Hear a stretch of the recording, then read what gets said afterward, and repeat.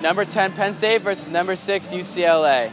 Penn State is coming to their first homestand of the season, and after being on a 2-game winning streak, their last win came against Lewis University, where they had a 3-frame comeback. First time they had a comeback like that since 2017. The help came from the sophomore Penn State, Brett Wildman, who had 17 kills. For UCLA, well, they're coming into Penn State after suffering their very first loss of the season. Of California. Senior Austin Matateu says that loss is going to serve as motivation. We'll see what happens. Now back to the table. Thanks. UCLA has had, up until this season, on record, no more than 9 freshmen per year. This year, they have 12. So the whole season is just about trying to form a rhythm on that court. 2 of those freshmen on the team happen to be leading the team in kills so far with 8, and Alex Knight and Cole Kaczynski. Maybe they can help the team start forming an identity and maybe rally for the win, or even senior Austin Matateo can help. Either way, this team is forming an identity in front of our very own eyes. Now back to Andre and Connor.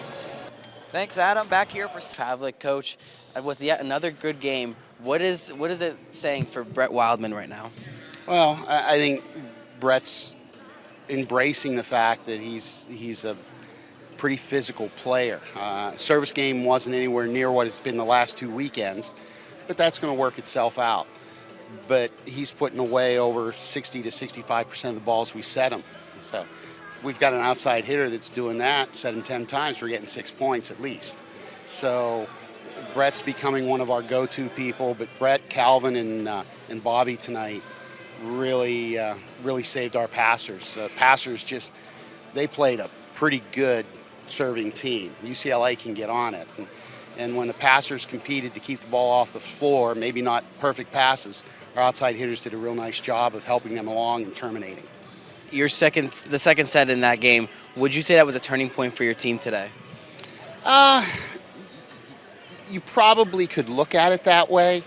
I thought that the turning point of that second game was just the knowledge from when we were down early, we just kept climbing back.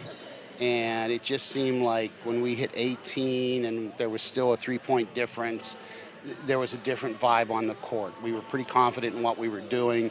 Win or lose, I think that carried over. And I think the winning just probably was the cherry on top of that effort. And you now just beat the number 6 team in the country. You're on a 3-game winning streak. What does that say for this team, especially going into Sunday, facing yet another tough California team? Well, I think what it says is, across the country there's some great men's volleyball team. We played one here tonight, and we've played 5 now in a row with number 6 on Sunday. I think what it says is there's parity across the country, and the toughest thing to do, I think, in the men's volleyball world, and quite possibly the most underrated thing, is to play after you travel. Because guys of length, like our guys, and I'm not talking just about Penn State, but all the guys that are playing, UCLA, SC, you're crowded into an airplane, and it's not like you're chartering and you can stretch out. And I think now more than ever, going on the road and winning on the road is really tough to do. And we've got to protect the times that we're at home and put pressure on them. And I think we put more pressure on them at crucial times than they put on us tonight. Makes sense. Well, Coach, I thank you for your time and congrats on your win.